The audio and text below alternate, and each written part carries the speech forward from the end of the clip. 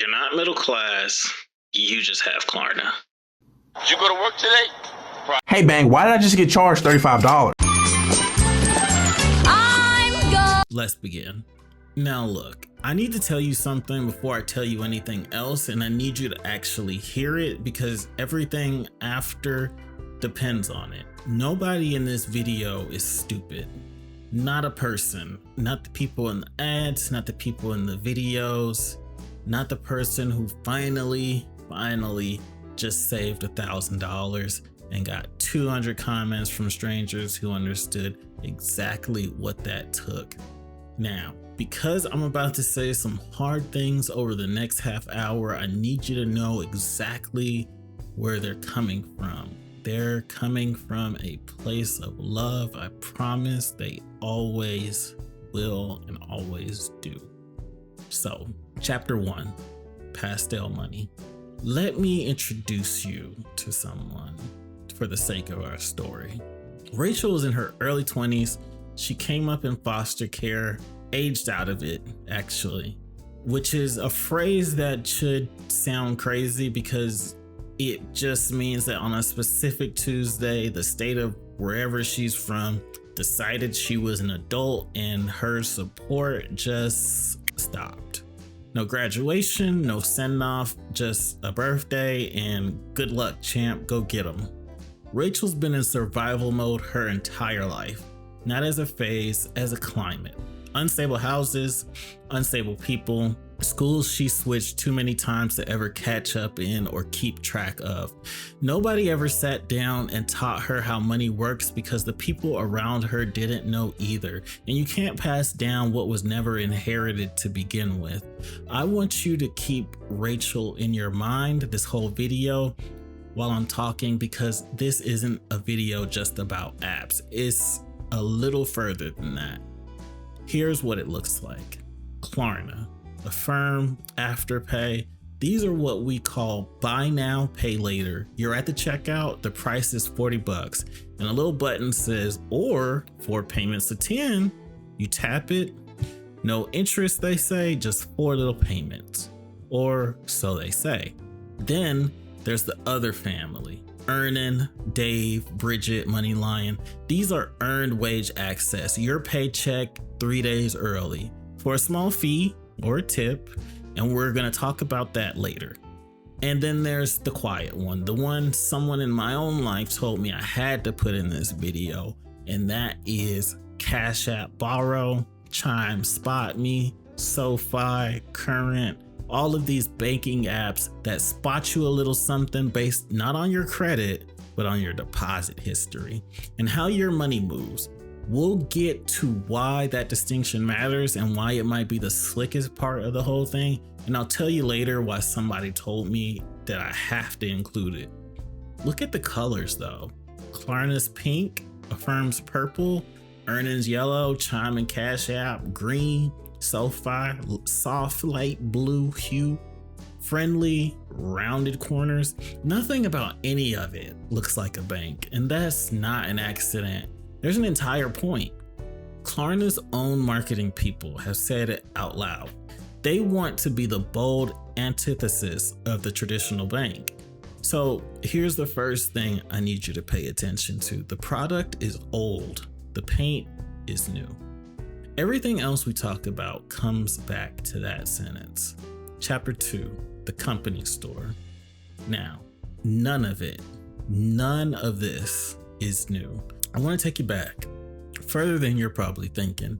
Picture a coal town built around a coal mine, early 1900s. The company owns the mine, the company owns the houses, the company owns the store. The only store for miles. You work at the mine, but the company doesn't pay you in dollars, it pays you in scrip. That's company money, only good at the company store. So your wages go out of one hand and right into another.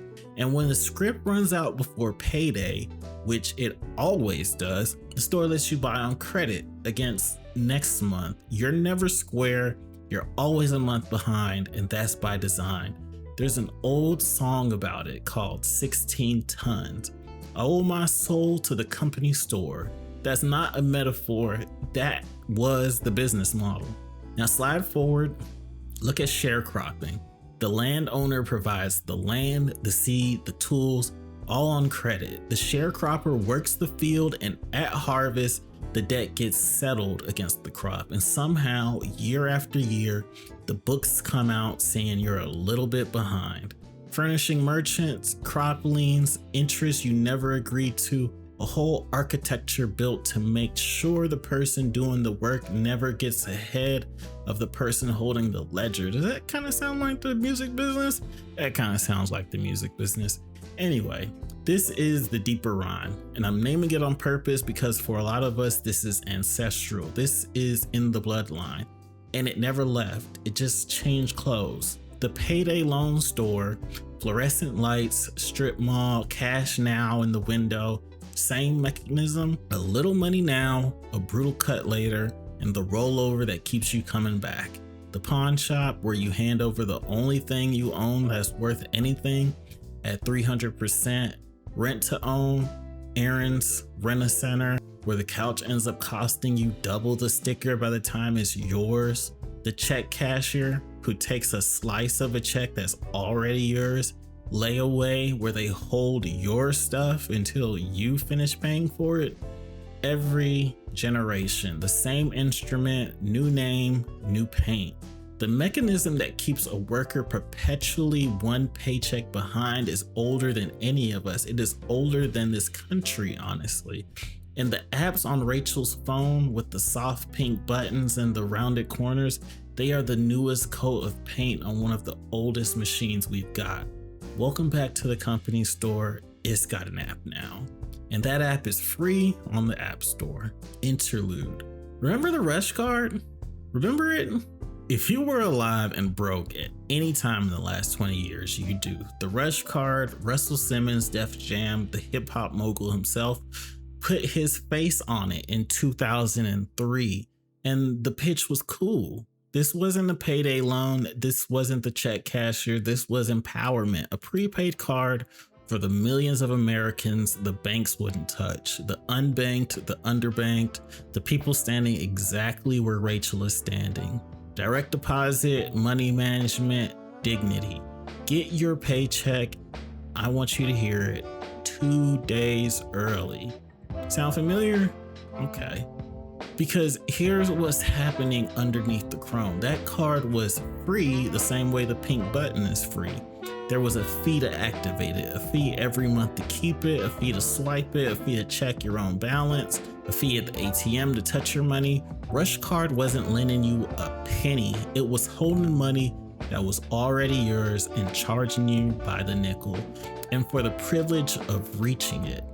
And it wasn't alone. Green Dot, NetSpend, there was a Kardashian card that got yanked about a week after it was noticed by a regulator that saw the fees. A whole aisle of plastic all selling the same thing. A bank for people a bank didn't want, with the cost move somewhere you wouldn't think to look. And then in October of 2015, it broke. RushCard switched the system that ran it, and the switch failed. And for days, for some people weeks, 650,000 cardholders couldn't reach their own money, couldn't buy groceries, couldn't make rent, paychecks vanished into a glitch. And these weren't people with a cushion to fall back on. For them, RushCard was the account. It was everything they had, and one bad weekend locked them out of all of it. You know who finally made them pay for that? The CFPB, the same agency we're gonna talk about in a few minutes. $13 million. Think about that. Hold that thought, because I'm gonna collect these thoughts. Here's the part I actually brought you here for. The whole reason I'm dragging up a card half of you forgot existed was RushCard was the beta. Look at the perception flip. Back then, that card had a stigma to it. It was the thing you used because you had to. The thing you maybe didn't want somebody to see you pulling up out at the register. It was marked. It was the card broke people use. And now the exact same thing, a bank that isn't a bank Built for the people, the real bank skip, monetized somewhere you're not looking. The machine has Chime, it has Cash App, it has Klarna, and there's no stigma attached to it anymore. It's almost aspirational. It's kind of cool. It's the card that your favorite artist actually does post now, except this time nobody's embarrassed. They're almost flexing it. Same target, same DNA, opposite feelings. They didn't fix the product, they fixed how people looked at it. And they did upgrade a thing, the most important thing. RushCard skimmed its fees off the money you already had. The new version learned to just hand you the money you don't have yet and charge you for that. The machine stopped being satisfied skimming what was already in your pocket and started selling you something to take from. That's the upgrade. RushCard was the beta. The apps on Rachel's phone are what shipped. Chapter 3, Predatory by Design. Now let me show you the teeth, because predatory gets thrown around until it stops meaning anything. So I'm going to show you instead of tell you. Let's go back to Rachel. Rachel needs a car, not wants, needs. She lives in Atlanta, and you can't get to a job without a car in most of this country, and you can't keep a job you can't get to. She finds one for $10,000. She scrapes together $2,000, puts $500 down to hold it, and now she needs about $3,000 more in order to drive it off the lot. 3 bands, that's it. Now, some of us with a credit score and a relationship with the bank, you can go get a car loan at 6-7% and barely feel it. And here's the part that matters for us. Financing isn't desperation. Financing is strategy. The low rate is a small price to pay to keep a reliable car and to also keep your own money where it already is, invested and appreciating, sitting there in case of an emergency. We borrow cheap so our cash can keep working for us. It's just a cost of doing business. Rachel can't do none of that. She's got a thin file, no history, no cosigner, because the people around her have never had steady jobs or savings or clean enough credit it would take to sign their name next to hers. So the traditional credit market looks at Rachel and says, hell no. So what does she do? She does what this whole video is about. She tries to stack it. A couple hundred from Cash App, max out Dave 500, a little from earning against the next check. And now she's got maybe a stack, maybe like 1,200. Not enough. And she owes 4 different apps now. All due on her next 2 paychecks. Paychecks she needs for rent. So the rest comes from where it always comes from, an installment lender, the payday industry grown up from. They don't do the 2-week thing as much anymore. That kind of looked ugly. Now it's a loan with payments, which sounds responsible. Let me do the math out loud, because the math is kind of the whole thing. Say she borrows the $3,000 at 150% APR. That is not a mistake. Yes, that is real. And it's not even close to the worst out there. Plenty of this run past 300. At 150% over 12 months, Rachel's payment is about $495 a month. Run that out. 12 months, Rachel pays back $6,000 to borrow 3. She pays almost $3,000 in interest, the exact size of the gap she couldn't cover in the first place. She pays for the car twice and hands the second one to a stranger she'll never meet. That's not a mistake. That's a feature. Now, I want you to be careful with my words here, because the easy thing to say is this is wrong. People will tell you that that rate is a punishment for being risky, but it's not. Rachel isn't inherently reckless. She's not out here making wild bets with her life. She pays that rate because she fits into a profile, because a lifetime of living close to the edge against her own will got compressed by the machine into a number, and that number decided before she ever walked in the door what she's worth lending to, at, or for. Sit with that. A credit score is a caste system with a decimal point. It takes something as human and as tangled as a person's entire financial life and it quantifies it, runs it through an algorithm, and spits out one exact number that ranks your desirability as a human being to do business with. It is functionally a legal form of discrimination, sanctioned, codified, and sorted by designation. And here's the part that people don't like to admit because it's the part that stings. They'll tell you it's fair, that it's earned, that you own your profile and can change it, and there's a sliver of truth in that, but a number built entirely out of your past can fail to match your present in both ways. You can have a rough history stapled to somebody who has already turned the corner, and you could have a hard, desperate present with no record that says it. Either way, the system doesn't see you, it sees your bracketing, your designation, and it treats you as that designation, with every door that closes behind that until you can slowly, painfully convince the machine to recognize you as something different. There is no different than being judged by any other blanket label a person gets sorted into and can't easily climb out of. The only difference is that this one comes with a number, so it feels objective, it feels deserved. And this is exactly what makes it so clean and so hard to argue with. So no, the rate isn't a punishment, it's the price of the profile. They have modeled the fact that a certain number of people who look like Rachel on paper will stumble, and they have priced that stumble into her bill before she signs. Her struggle is a line item in their spreadsheet. It was already there. It was already accounted for.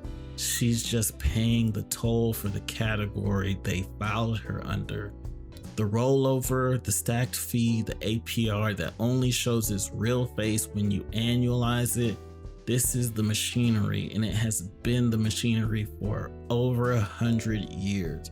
We're gonna come back to what the government tried to do about it, but hold on, we're gonna pull that up later. So, Chapter 4, a lifeline with teeth. Here's where we have to stop and be honest, or the rest of this is kind of useless. These things fill a real gap. Remember I said somebody in my own life told me that I have to put Cash App in this video? That's for a reason, because for them, that little advance wasn't predatory, it was a lifeline. It was the thing that got them through a tough time that they probably wouldn't have survived financially without. And when something catches you like that, you don't forget it. You want people to know it was there for you. That's not the voice of a victim. That's the voice of somebody saying, don't talk down about the only thing that showed up to save me. So I want to sit right there because it's the most important thing in this whole video. Rachel didn't end up at 150% loan because she's dumb. Rachel ended up there because every other door was already closed before she got to it. No bank would touch her. No family member of any real means has $3,000 sitting around. She grew up with people in the role of family, but nobody she feels has the obligation or honestly even the ability to catch her. And no savings, because at her level of financial education, just making ends meet is an almost unsolvable equation. Forget the calculus needed in order to have more than enough and making it last long enough to actually accumulate into something. There just always seems to be an emergency, always an event, always a breakdown right at the first stretch of good. By the time she's looking at that app, she has already run out of options. The app isn't the first thing she tried, it's the absolute last. And that's the cruel thing. The center of all this, the people who reach for these tools are more often than not people already standing in the financial limbo when life throws them one more thing. The car, the busted tooth, the rent that came up short, a significant amount of money, sure, but it's not a huge amount. $3,000, the kind of gap that if you had any cushion at all, you just pay it. But the cushion got used up a long time ago on the thing before this thing. So I'm not talking down to anyone. I know what it's like. I want to be precise about who this is even for. This isn't for the person who's already looked through all the APRs and knows exactly what they're signing up for and just knows that this is what they have to do. This is a little bit more for the person that's just on the fringe of desperation, constantly finding themselves in this situation. And it's not because they're lazy, it's just reaching for the low-hanging fruit because it's right there. And it's 2 in the morning and the button is pink and friendly and it says it's free and they're just tired. The pleasant little surprise of you put the thing in your cart and then you accidentally went to the checkout page and you see, oh, I could have it. 4 easy payments, man, I'll make those. It's convenience dressed up as rescue, sold to somebody too wore down to read the contract. So hold the compassion, we're gonna need it because I'm gonna get critical somewhere in here, but I don't wanna lose you right now because these people are not fools. These are people doing triage in the dark and the lights were turned off on them a long time before they ever opened the app. So now, let me show you the thing this video was actually about the whole time, because here's the question that should be bothering you. It's why now? Why is every checkout button suddenly, all of a sudden, offering to split your groceries into 4? Why is your bank account on your phone offering you a loan? Why all of this all of a sudden in the past few years? The answer ain't the apps. The apps are downstream. The answer is the shape of the economy itself. Now, you've probably heard the Dow's over 5,000. You've heard the economy's recovering. You've heard unemployment's low, the market's up. And maybe you looked around at your own life and you're like, so why is everybody around me drowning if we're doing so good? It's because of the shape of the economy. Economists have a name for it. They call it a K-shaped economy. And most explanations are kind of useless. So let's kind of visualize it. The K is on its side and it's like this. It's not like this, not like the K. It's flip, just knock the K over and it's, flat line. The V. Hit rising and falling lines for a second. Just picture everybody in the country sorted by wealth into one big shape. For most of the last century, that shape had a big middle, a huge bulge of people right in the center.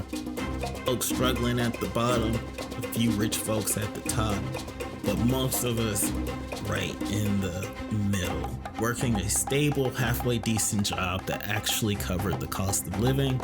That fat middle is the American dream. That's the whole promise. A country that's mostly middle. Now, take that shape and snap it into a K. Lay the K on its side and look at what you got. A crowd over here and a crowd over there. The middle, hollowed out. The stable career that covers your rent and still leaves something over, that rung is pretty much gone. People aren't clustering in the middle anymore. They're getting sorted up to the top, or more often, sliding down to the bottom. And that's the punchline hiding in the title of this video. You were told you're middle class, a lot of us were, but the middle is vanishing underneath our feet and a whole generation is sliding down the bottom arm of that K while still believing they're standing in the middle that isn't even there anymore. You're not middle class, you just have Klarna. Here's the part nobody says out loud. The apps live in the gaps. The hollow space between what people earn and what life costs, that's not a problem to the companies building the apps. That's the market. The gap is the whole opportunity. The wider this case splits open, the bigger their business gets, the bigger their addressable market. They're not selling you a product, they are monetizing the distance between you and your paycheck. They are monetizing your inability to monetize yourself. So when Klarna is worth $17 billion, understand what that valuation actually is. It's a bet. A bet that the gap stays open, a bet against the bottom arm ever turning back up. This was never a video about Klarna. Klarna is the Trojan horse. I tricked you. The thing inside the horse is the most important economic fact of our lifetime. This country has split into the people the recovery was for and the people it happened to. And if you're watching this, I'm pretty sure you know exactly what side you're on. Chapter 6, Phantom Debt. All right, sit up. This is the classroom part. I'm going to teach you the machinery the way somebody should have taught all of us. Like, you're smart, like you can handle the real words, and like every word deserves to be explained instead of dropped on you to make you feel small and stupid. No outside knowledge needed. Just stay with me. First, the size of it. Buy now, pay later moves about $70 billion a year in this country. Sounds huge, but against the credit card system, it's 1%. So anybody screaming that buy now, pay later is about to blow up the economy like 2008, they're pattern matching and they're wrong. And I'm going to show you exactly why they're wrong, because the truth is more interesting and more disturbing. Here's how the companies actually make money, and it's not what you think. It's not the late fees. Late fees are under 1% of what they move. It's not even mostly interest. It's the merchant. When Rachel splits that $40 order, the store pays Klarna a cut, 4, 5, 6%, way more than a credit card charges, and the store pays it gladly because the little pink button makes you buy more. You're not the customer, you're the conversion rate. You are being farmed, and you signed up for the farm the day you downloaded the app and gave them your information. Now, why isn't this 2008? You need one piece of vocab. ABS, asset-backed securities. In plain English, a lender takes 1,000 little loans, car loans, buy now, pay later loans, whatever, bundles them into one package and sells it in slices like a pizza to investors.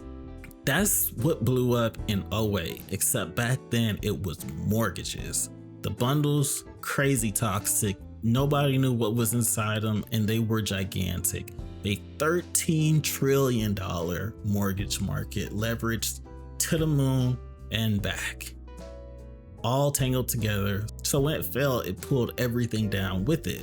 Buy now, pay later doesn't look like that. The loans are tiny, they're short, 6 weeks, not 30 years. The default rates were watched obsessively and priced in, and the whole thing is a rounding error next to the mortgage market.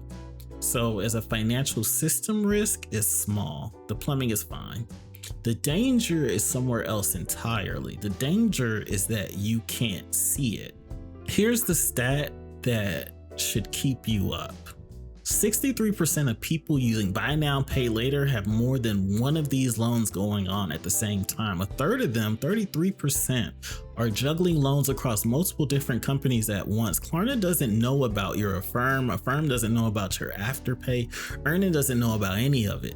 And almost none of it, and I mean none of it, shows up on your credit report. So think about what that means. There's a senior economist at Wells Fargo named Tim Quinlan, and he gave this a name. He calls it phantom debt. That's debt that's real, that you're actually paying for, that's really crushing you, but the credit bureaus can't see.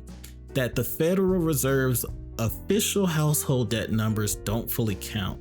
We are flying the whole economy with a hole in the dashboard. That gauge that's supposed to tell us how much trouble American families are in is missing a chapter, and the chapter is growing.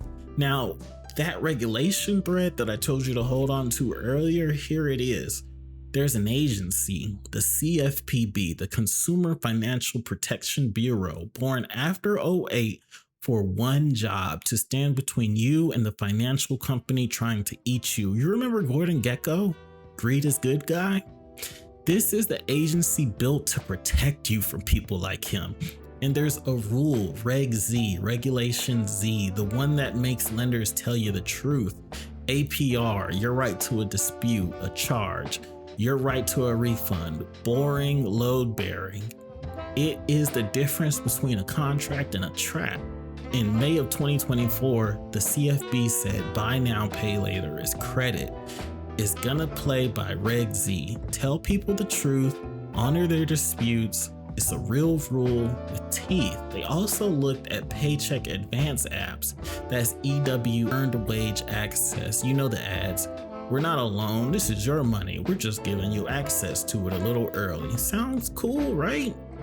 The CFPB did the math on that little tip, that small fee, and annualized it. You know what the typical rate came out to? 109.5%. That tip you leave to get your own money 3 days early, it's a payday loan in a hoodie. So the CFPB moved to call it what it is. And then the administration changed. A man named Russell Vought was installed to run the CFPB, the budget director running the Consumer Protection Agency, and within a week, the agency was ordered to stop supervising, stop enforcing, stop writing rules. There was an attempt to fire about 80% of the staff in a law they called the One Big Beautiful Bill cut the agency's funding by about half. Let's put that in a different light. Let's say you run a small video production company, about 10 folks, couple of editors, couple of graphic artists, camera guys, an accountant, a salesperson. Every one of them a job that has to get done for the work to ship. Now imagine somebody walks in and tells you to fire 8 of them. Run on half the money you had last year and still put out the same quality, quantity, and deadline type of work. And how do you think that's gonna go? That's what happened to this agency, whose entire job was to watch these guys to protect you and me. In May of 2025, the CFPB announced it wouldn't enforce the buy now, pay later rule. And on December 23rd, 2025, when everybody was getting ready to open gifts, 2 days before Christmas, it issued an opinion declaring that the paycheck advance products aren't even credit at all. So let's call a spade a spade. The 100-year-old machine got its newest, slickest coat of paint, and at the exact same moment, the one referee whose job was to watch it got sent home. Go home, Roger. The dashboard's broken, the gauge is missing, and they fired the mechanic. That's not a crash, because a crash is a mistake. This is quiet. This is a slow bleed nobody's measuring. And quiet is so much worse, because quiet is how it gets all the way inside before anybody says a word. Chapter 7, triage, then a budget. Triage means that you gotta handle the most important, most severe things first and give it the resources before you start figuring out other things. If your chest is a little tight right now, good. That means you're keeping up. But I didn't bring you all this way to leave you in the dark. We illuminated the problem, now we start climbing out together. The rest of this video is the solutions. So let's talk about getting out of the hole. And I'm not gonna do the thing where some guy who's never been broke tells you to skip the latte, that's what's making you broke. I'm talking specifically to real people making under 50K a year with less than 5,000 to their name. If that's not you, stay with me anyway, because it's somebody that you love for surely. Step 1 is not a budget. Step 1 is triage. Let's stop the bleeding before we try to fix the wound. If you're stacked across 3 apps right now, the move isn't optimizing, it's stopping the next loan from happening. No new advance, no new 4 easy payments. You can't fill a tub with the drain open.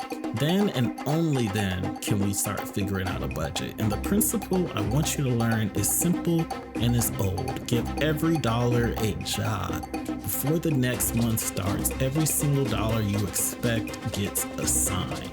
Emergency fund, rent, food, gas. There's a tool built entirely around this idea. It's called You Need a Budget, YNAB. There's an app for it, and the method matters more than the app. You are the one person who decides where your money goes in advance on purpose, instead of looking at the end of the month or every time you get a little piece of paper. trying to figure out where it's gonna go or where it went. And the first job every dollar should be fighting to do is an emergency fund for you. Not the full 3 to 6 months that everyone tells you need, because if you don't got nothing, then that's a fantasy when you're starting at zero. And trying to say it and hold you to it, it's just gonna probably make you feel like a failure, and failing is the only option. I'm talking about a stack. We're gonna start by getting a stack together, because $1,000 is the wall between you and the next earning advance.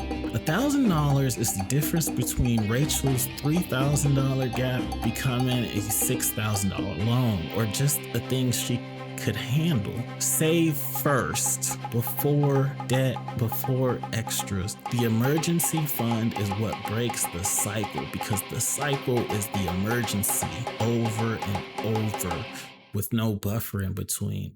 But address something else before we even get to the budget, because we can make the cleanest budget you've ever seen, every single penny laid out bare, but for a lot of people it won't work. And we gotta talk about why, even though it's the hardest thing to address. But if I skip it, this is a waste of everyone's time. Chapter 8, the elephant in the room. There's an elephant in this room, and I'm not a coward, so we're gonna talk about it. For a lot of people in this spot, there's a habit. Maybe it's a couple of relos, a couple of joints, a little doobie here or there. Maybe it's a pack a day. Maybe it's the drinking. Not the raging alcoholic drinking. Just, weekly, regular, normal, everybody does it drinking. And more, maybe it's the sports betting, the prediction market, the app, the DraftKings, FanDuel, the free bet they give you to get you started. And notice the free bet works exactly like the earn and tip and the Klarna no interest, free up front, expensive on the back end.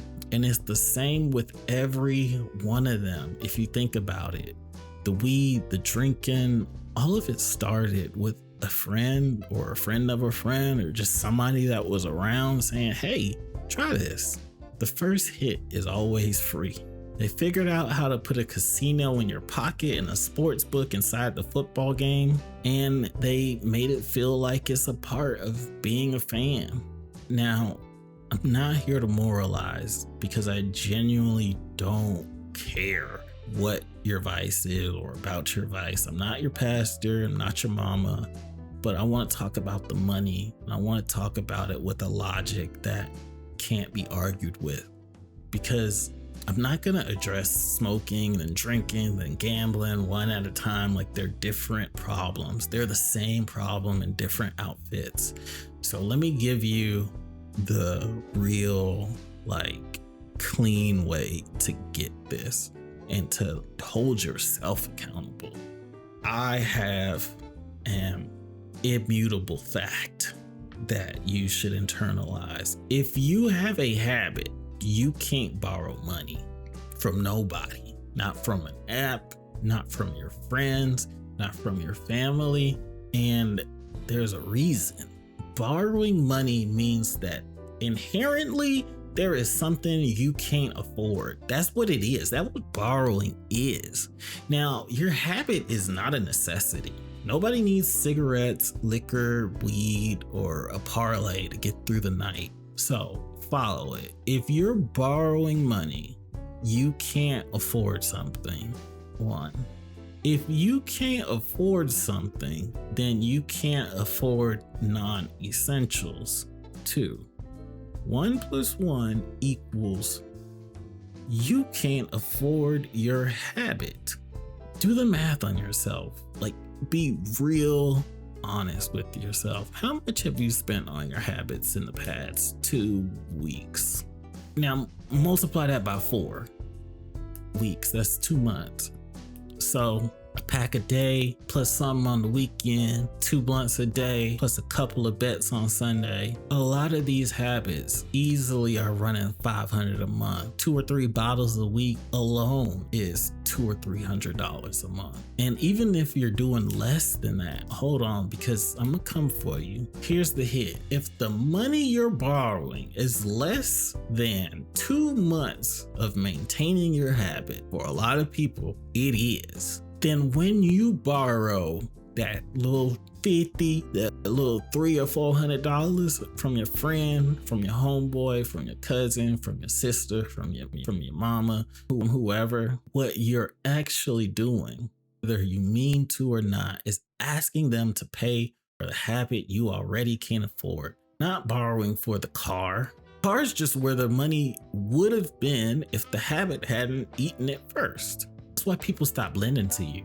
Not that they're cold, it's not that they don't like you, it's not that they don't mess with you, it's just that in some part of them run the math without even thinking about it. Maybe they have. They've just felt it from being around you and seeing you and knowing how you move. Now connect that back to Rachel's $3,000 gap.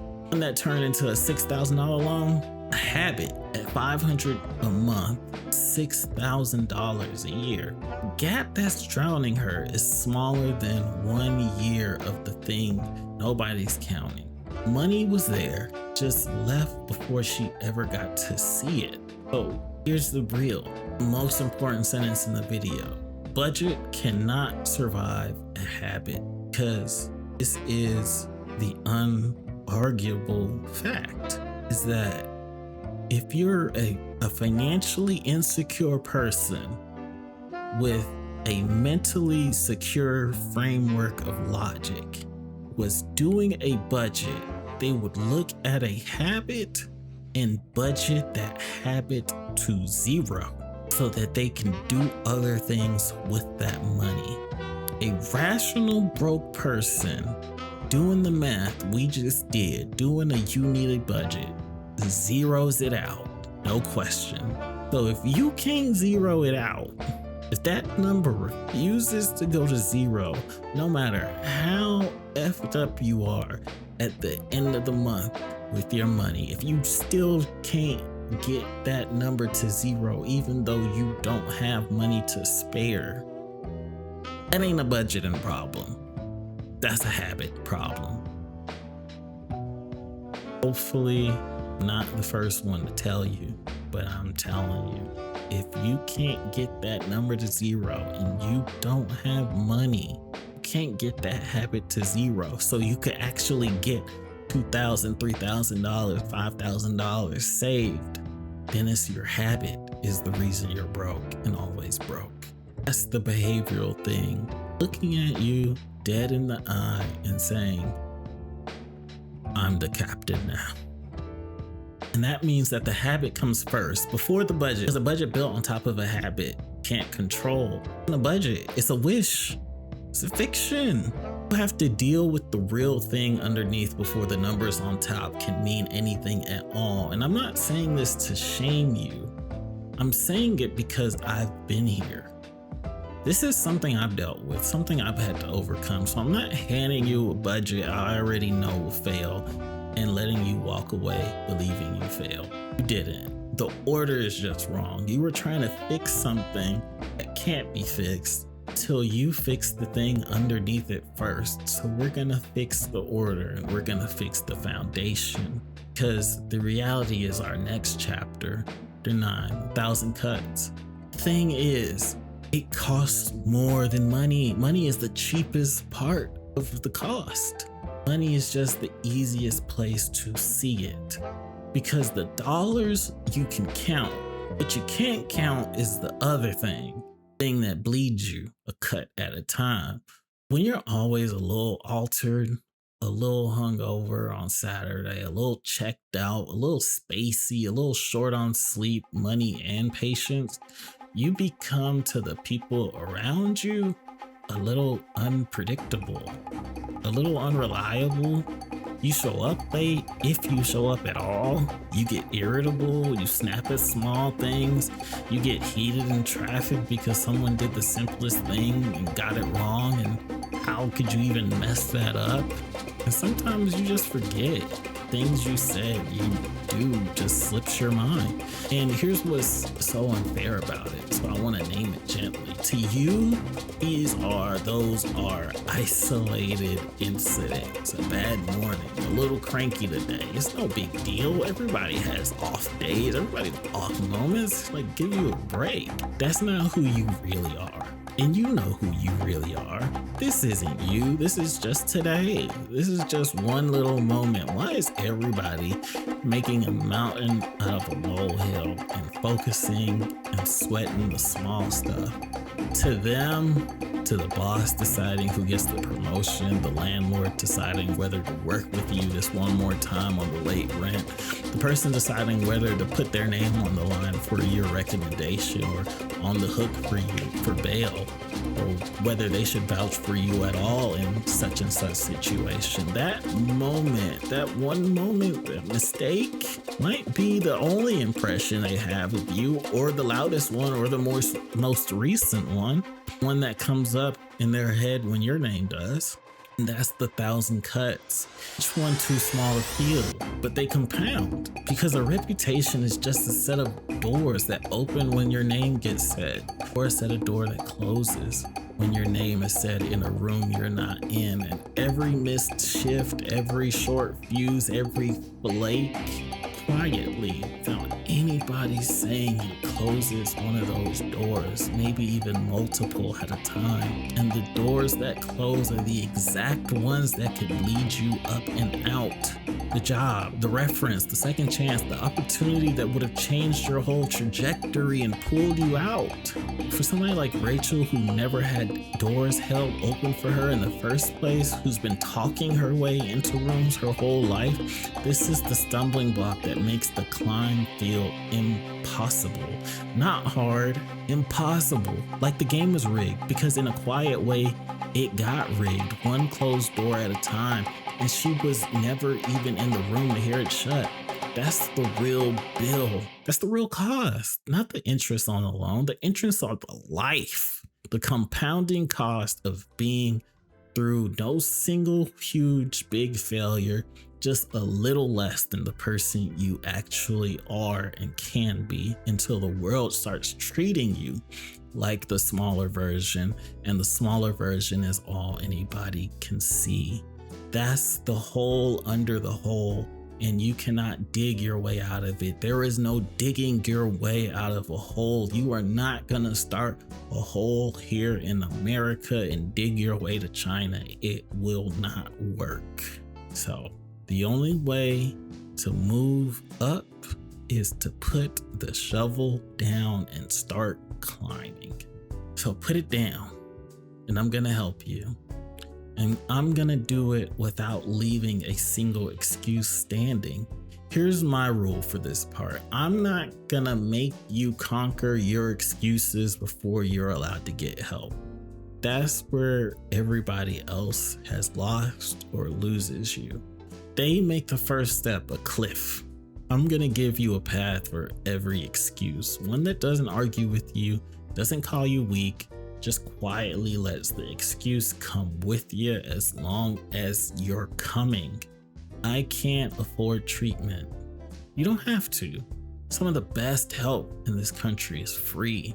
There is someone dying to help you if you tell them that you're in need of it. Can't quit cold turkey. Don't. You don't have to.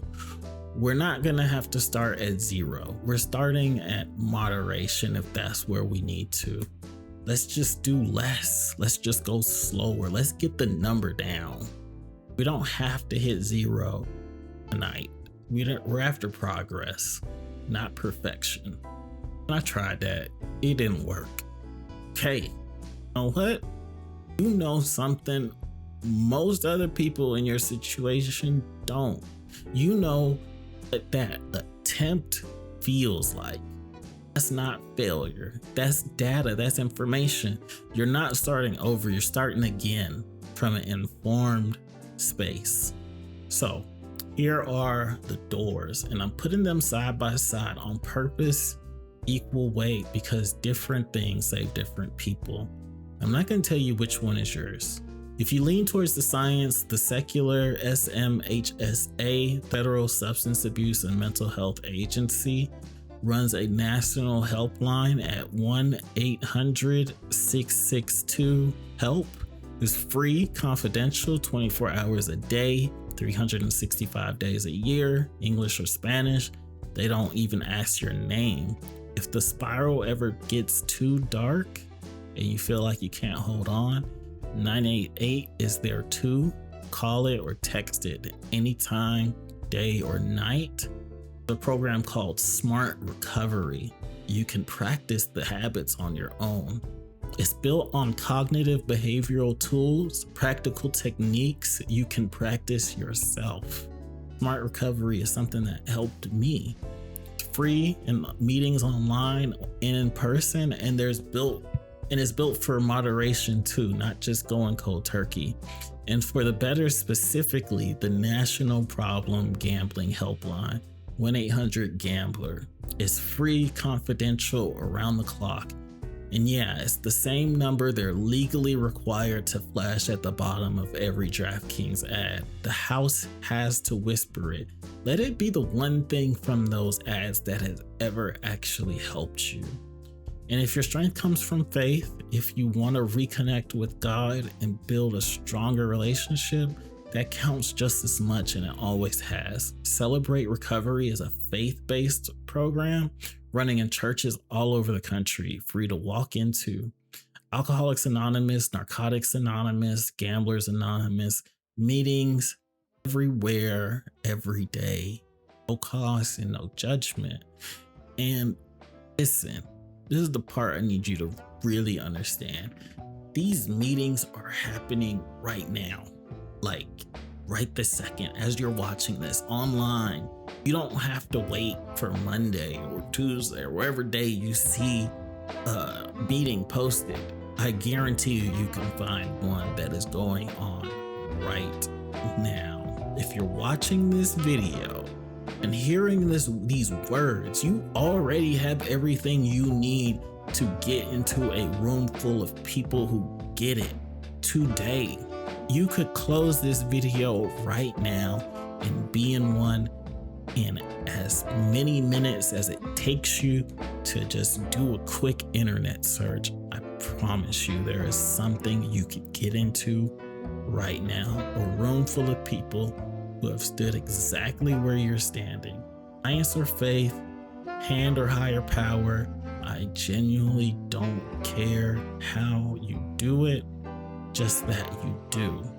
Because all of these lead to the same room, and there are people in that room. Let's bring the flock home. So we started in the feed, the pink buttons, the green apps, the ads, the testimonials, and we found out it was never about the apps. It was about 100-year-old machine, the company store, drop lien, the payday window, the prepaid card your cousin swore by, wearing fresh paint. This is the Pastel Sharecropping era. It was about an economy that split in two and left a whole arm of people in the gap, and a business model that turned that gap into a product. About debt you can't even see, watched over by a referee who got sent home. And it wasn't about the quiet thing, it was about the quiet thing underneath it all. Habit eats the money before you can save it. 1,000 small cuts caused by it that close the doors can help you before you can ever walk through them. It's a lot. Oh, it's a lot. So get to the point, what I'm actually here to say. You're not the smaller version of yourself that a bad season makes you look like. You're not your credit score. You are not the balance across 6 apps nobody warned you about. And you definitely ain't stupid. You were just never handed the right tools, things that were handed to other people, and you were blamed for not having them. It's not a character flaw, that's a setup, but a setup can be walked out of. This was never about getting you to feel ashamed. Shame is just one way, one more thing that keeps you isolated, and isolation is where all of this gets power. Whole machine, the apps, the habits, the silence, it runs on you believing you're the only one, and you're not. You are never the only one. Look at the comments under any post you see. People are talking about their struggles with any of these issues. So this isn't homework I'm handing you alone to go fix yourself. This is something we can do together, and we will do together, because that's the one thing the company store could never sell and never take: each other, togetherness. The fact that we can read the contract out loud to one another in plain language until nobody ever has to sign it in the dark again. So if you've made it all the way here, I want to thank you so much. I love you. And if you found anything in here helpful or useful, I would love to see a comment, a little thumbs up, and maybe for you to hit that red bell button. Thank you so much. Have a great day. I really appreciate you, and I love you.